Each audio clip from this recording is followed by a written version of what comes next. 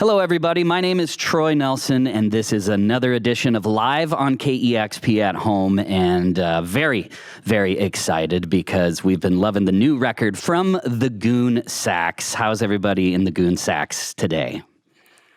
Very good, Feeling pretty good. Yeah, how are you? I am doing just fine, and I'm very happy to be sitting with all of you because, like I said, we've been loving this record here at KEXP, but also you all recorded a special performance for all of the KEXP listeners that we're about to watch here in a second. And before we do, I'm just curious, what can you tell the listeners about this performance? Where did you record this? We recorded this at a friend's studio here in Brisbane called Alchemix a couple of months ago. Yeah, we did a cover of a song by one of, our favorite bands from the turn of the millennium. Oh, yeah? Yeah, and a couple of songs off that record. Awesome. Well, it's a fantastic performance, and so I was wanting to share it with the rest of the world right here. So after the performance, also, I've got a few questions for you, if that is A-okay with all of you. Yeah, absolutely. Yeah, for sure. Great. Yeah. Well, here it is, an exclusive performance, live performance from the Goon Sax here on Live on KEXP at Home.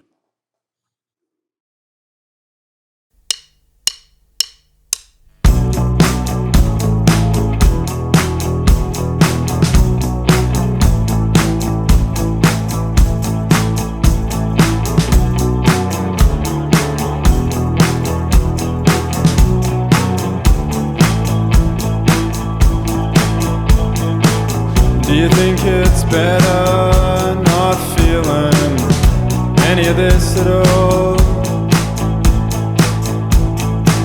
If you're so above it, don't watch me down here. Let's just get hiking through the frozen window. I see a dark shape on the street. Are you the vampire? I feel a dark heart on the street.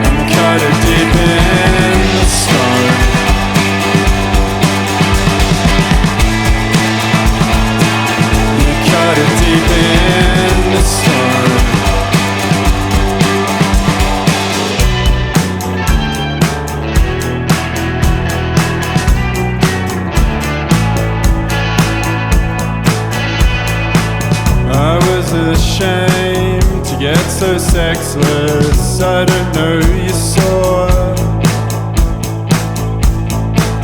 All these names and addresses, and not who's on the floor. Are you the vampire? We take on so many forms.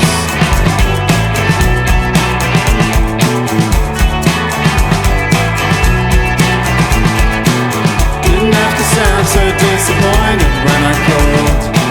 If you had ever saved my number in your phone, and I never blamed you twisting me up in it all. Say it to my face before you write it on the wall. Didn't have to sound so disappointed when I called. If you had ever saved my number in your phone, and I never blamed you twisting me up in it all. Say it to my face before you write it on the wall, and cut it deep in the stone.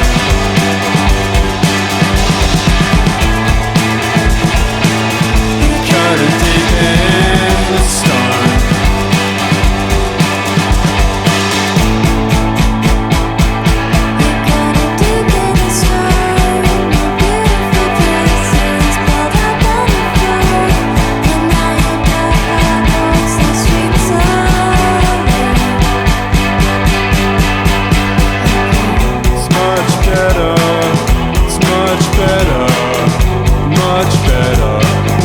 Much better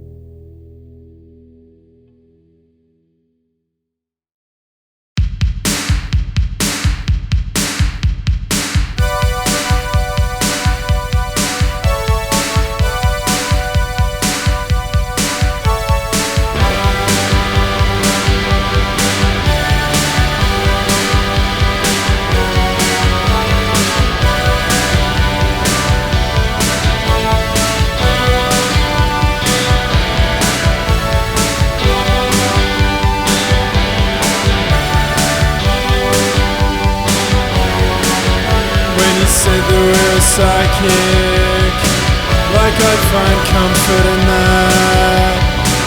You said I knew what you were thinking. I half believed you but didn't react 'cause of the look in your eyes, like it's my decision to make whether you get on that train.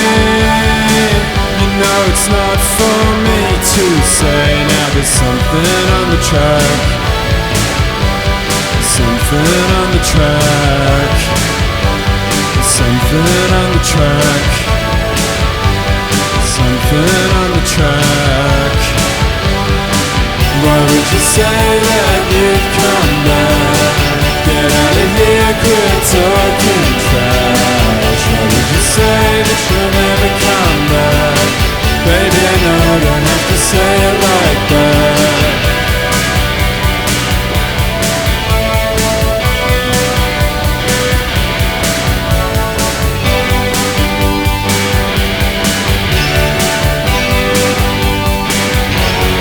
Would you let us live in our talking, like we're not scared of the light, like the future wouldn't dare steal straight from our arms tonight? When you said that we were psychic, well, did you mean it like that?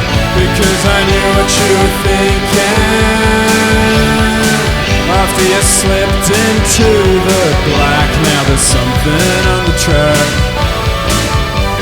something on the track, something on the track, something on the track. Why would you say that you'd come back? Get out of here, quit talking trash. Why would you say that you'll never come back? Baby, I know I don't have to say it like that.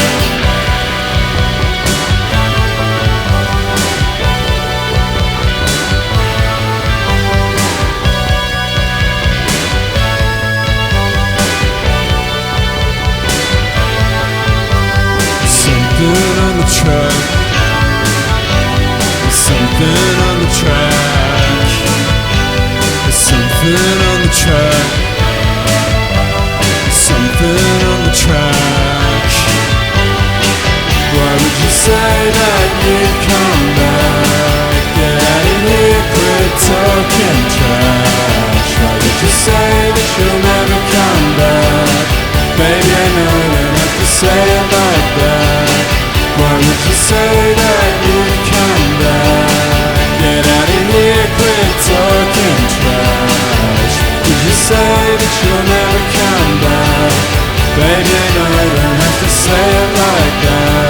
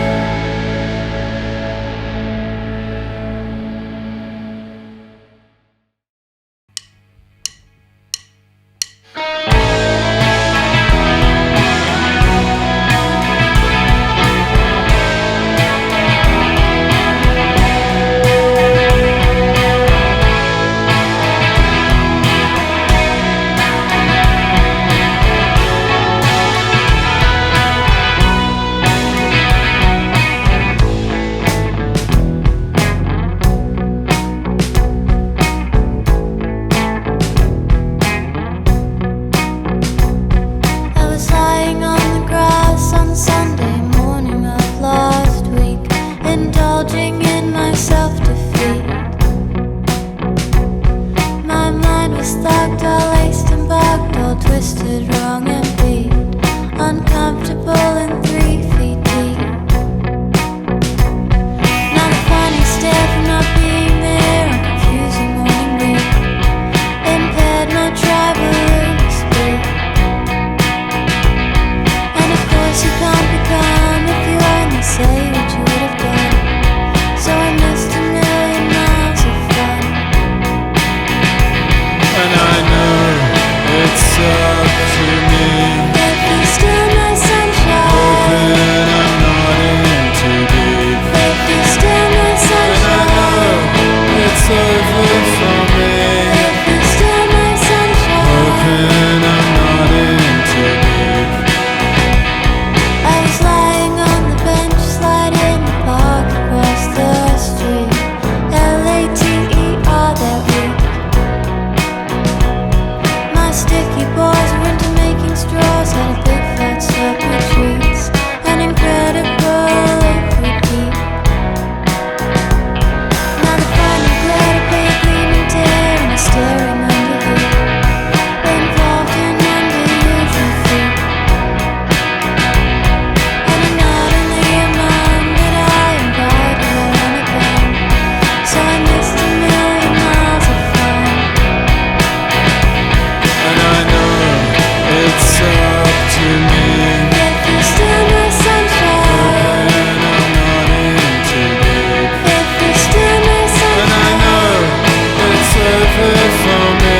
if you still my sunshine. Hoping I'm not in too deep.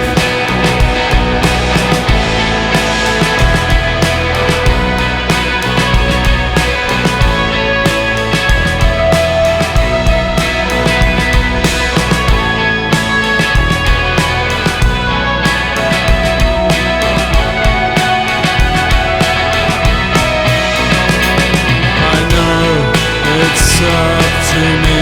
If you still my sunshine, Hoping I'm not in too deep. if you still my And I sunshine, know it's over for me. if you still my sunshine, Hoping I'm not in too deep. if you still my sunshine, Steal my sunshine. sunshine, Steal my sunshine. Steal my sunshine. Steal my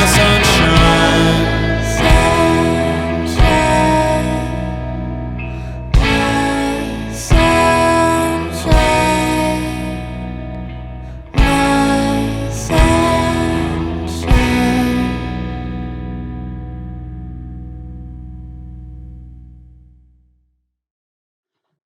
There it is, an exclusive live performance from the Goon Sax here on Live on KEXP at home, and very happy to meet all of you.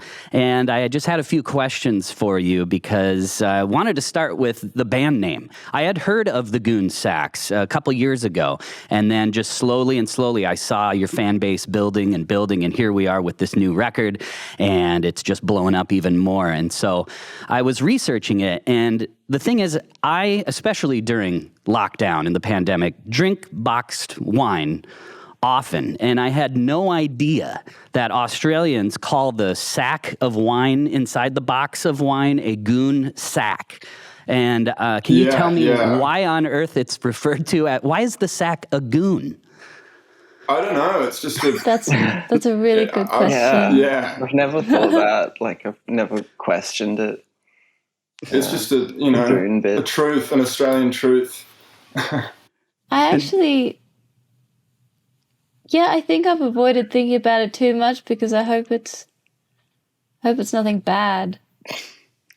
It's a name that we have had for such a long time that it's almost completely lost all meaning to me now. Right, it's just your band name now. Yeah. Sax spelled like the instrument, though. Yeah, it's such an odd name for that. I did not know that was a thing in Australia.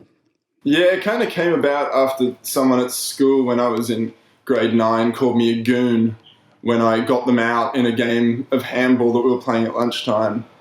And I think I just always kind of really liked that phrase, and it sort of went around in my head. And then a friend of mine found a goon sack in a park, like the silver sack in a tree, and I took it home and drew our band, like I drew all of our faces on it. It's actually in another room of my house right now, and then that kind of became the band name. But as Riley said, I feel like, especially from traveling overseas a whole bunch, it's kind of, I feel like, become, you know, separated, at least for us, from that meaning. It just sounds like sounds, or maybe even something I don't fully register anymore. I guess that's what happens when you hear something a million times and it starts to sound like nothing. Yeah, even your own name can do that. Like if you say your own name over and over, and it starts to not sound like your name. It's kind of bizarre. Yeah, totally.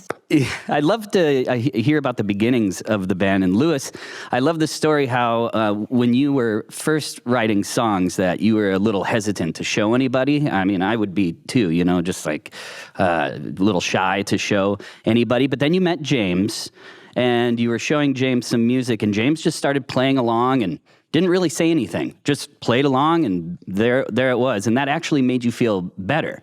It was like, oh, maybe it's not. Is it because maybe you realize, no, it's not a huge deal. I can share this, and especially with someone like James who's not judging and actually is playing along with it. Is that how that kind of began?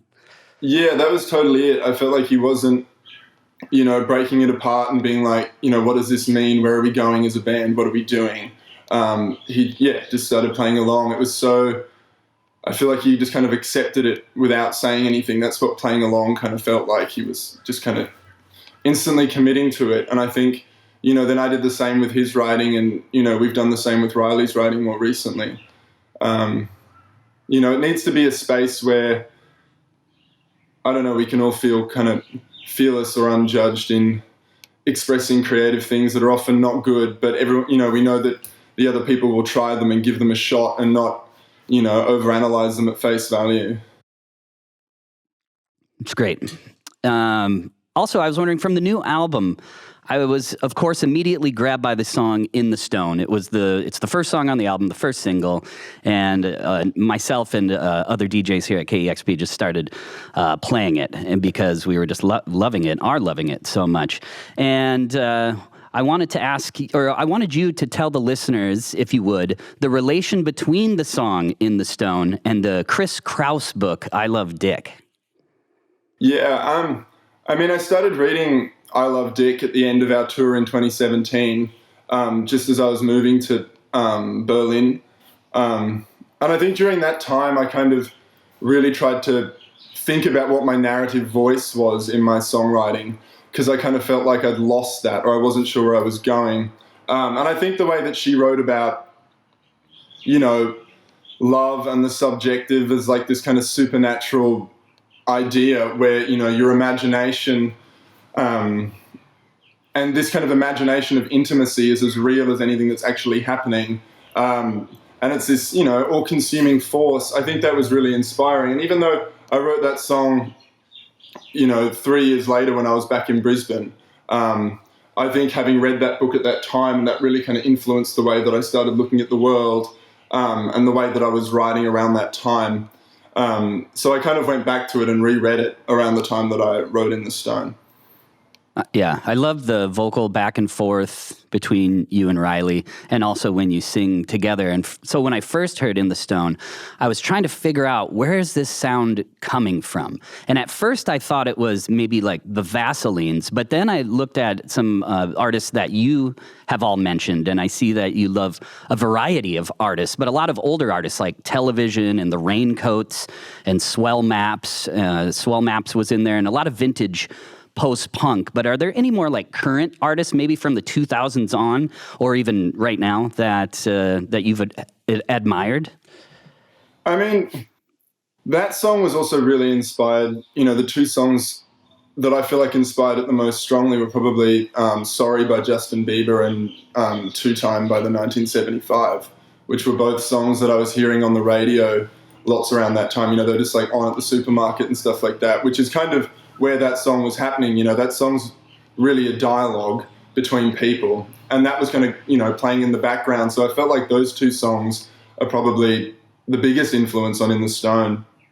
And I don't know what I wanted to say in terms of what you were saying about Chris Kraus. I think, you know, in the stone is almost line by line kind of a different perspective. It's two people having a conversation, and it kind of blurs who is who. And I think that's another thing that, you know, was really indebted to Chris Kraus and I Love Dick, the way that these two kind of subjective truths, or even multiple subjective truths, can run parallel and be as real and as valid as each other. And that's something that we tried to explore in that song. Awesome. I'm curious about what each of your feelings are about the experience it was like when you all lived together at the Fantasy Planet. Pretty great. Right. Yeah.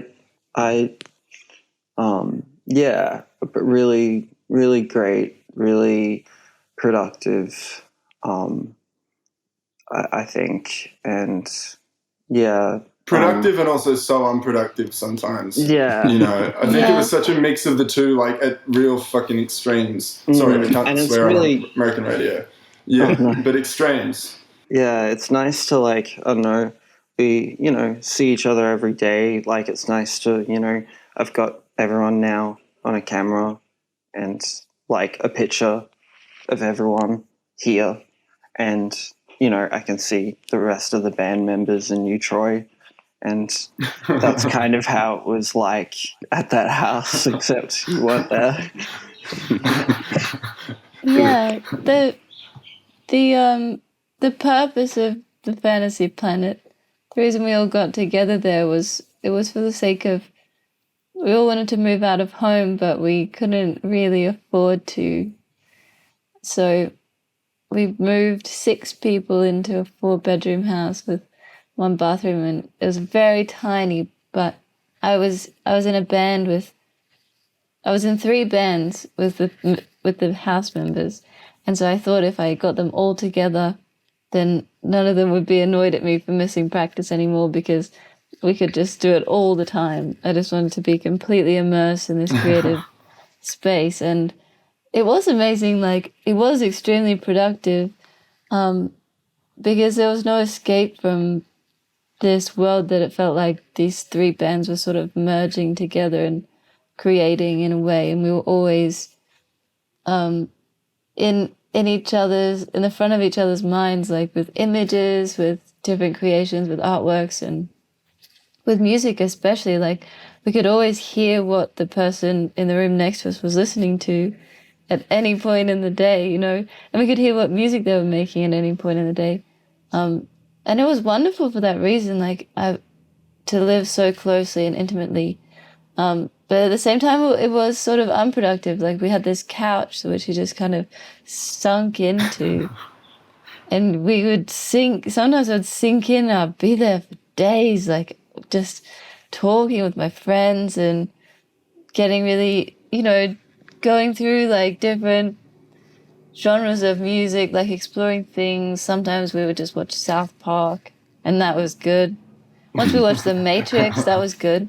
But all these things... Rewatched all of Seinfeld over 5 days when nobody seemed to sleep. Yeah. And we had like a Nintendo 64. Sometimes we did like Super Mario parties. Played that Echo the Dolphin game. Wow. All these things. A lot of now. YouTube karaoke. I think that's a big influence. That's fun. Was Sorry, go on. I was just so surprised that there was an N64 around this place, which I still have one, but that was like as new as the system got. No Nintendo Switch or anything. It was a 64, and that's what you had? We were stuck in the 90s, I think. I love for it. A while. We refused to get a flat screen TV, and it caused us so much grief. We were like, no, it has to be big. It has to be warm and ambient. We want that light ambience and the sound and the zap. Actually, I hooked a Nintendo 64 up to a new TV, a flat screen, high def, and it actually doesn't look that good. It looks better. So I have a CRTV as well, like a regular TV, and it looks better on the old TV, truly. So yeah, I can understand that. I'm glad you agree. Yeah. Because it felt a bit silly. It felt silly when the 2 of the CRTVs died. And then we had a bit of like a TV graveyard under the house. Also, Under the House was a whole other story. Like, that was like the... Were there animals under there? There often cats What? fighting, Yeah. spiders, probably Roaches. snakes. There's snakes Ugh. everywhere. All right. So there's a Roaches. reason you all don't live at the fantasy planet anymore. Yeah, Yeah, not me many and Tim have places actually just... to hide. Not many Yeah. places to hide. Oh, yeah. No. No, I think, I could hear the person in the room next to me breathing when they're at night. And Oh, wow. If that gives you an idea of the level of intimacy. Don't you miss Tim now? I miss Tim breathing. Now when I see Tim, I'm just like listening to his breath as I hug him, my like ear on his chest. I'm like, oh, sweet sound. Yes. I hear birds chirping in the background. It's really beautiful. I was interviewing an Australian band not too long ago, and I never knew what a kookaburra was.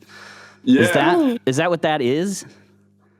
No, that's something. Kookaburras are pretty distinctive. They like have an intense, loud laugh. They have a laugh. They go,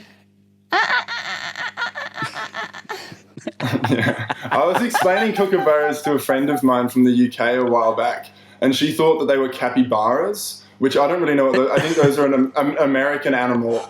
And I was describing this scenario where all these kookaburras like came onto our front veranda in the morning, and she thought there was like 10 capybaras sitting around, but they're little birds that laugh. Yeah, in my mind, growing up, because I always heard that song, something like the kookaburra sits in the old something tree. oh, Gum tree, Mary, Is Mary that- King, and the Mary, bushes King. he. Oh, the bushes, he. Now I'm curious about the history of that song. But also in my mind, when I was a kid, I thought a kookaburra, for some reason, looked more like some kind of rodent. I didn't realize it was a bird. And I didn't even realize it until only months ago. I don't know why I've never known. Are they only in Australia? I guess. Yeah, maybe it's the capybaras that you got confused with. I think as well. I think that might be. I'm curious what it was like to work with John Parish. Oh, it was fantastic. Oh, I think it's, it was great. definitely the best collaborative experience we've ever had with working with anyone. He sort of, pushed us really hard without trying to change anything about what we were doing.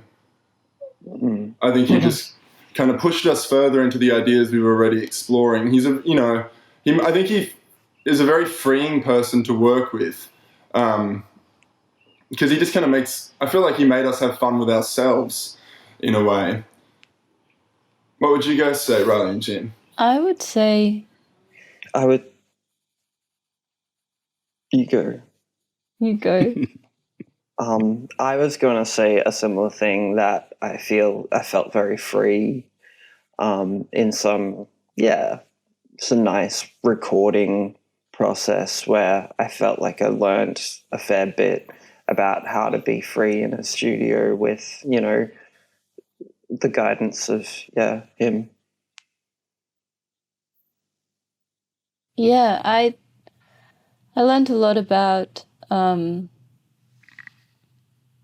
healthy studio practices, like a good amount of takes, a good amount of preparation. Like, he wouldn't really entertain any half-baked ideas, like that. We needed to be fully like ready with this song and really believing in it as well to make it happen. I think he added a structure to our workflow that we maybe haven't had in the past. And also we tend to go, if we're really focused on something, we can just go for really long. And if we're doing a take, we can just do take after take. I think on our first album, we did one song, we did maybe 60 takes, thinking that we could get it perfect, just wanting to give it everything we had. But with John, I think we learned that it's not about going hard, it's about the intention of what you're trying to get across. So yeah, it was a really good experience. I think he presented a really good combination of, we thought about a lot of the sounds and the sonics of all the tracks before going in. We'd done 4 rounds of demos, so we had a lot of it really mapped out. But I think at the same time, on the second day we were in there, he just, in the control room, like brought out 10 synths and just placed them there. So we, as we're listening back to takes, started mucking around on all the synths. And so and then he would just kind of, turn a mic on and chuck on whatever we were improvising over the track. And so often that ended up being on the song. So I felt like he really engaged this dynamic of both trusting what we'd kind of planned and how we'd thought about the record, but then at the same time being totally spontaneous with it and just, recording something that we'd written 5 seconds earlier, And I don't think we'd ever worked like that before. I think we'd gone too far into either direction maybe of being too spontaneous or too rigid. Yeah, or too overthinking. Like, I think there was an element of we thought everything through as much as we could. Like, by the time we flew to Bristol, we were so ready to record this album. It was like we were 9.5 months pregnant with this album. But then when we got there, that analogy. Wow, I've never heard anyone use that reference before. Just came to me. But that's really how it felt.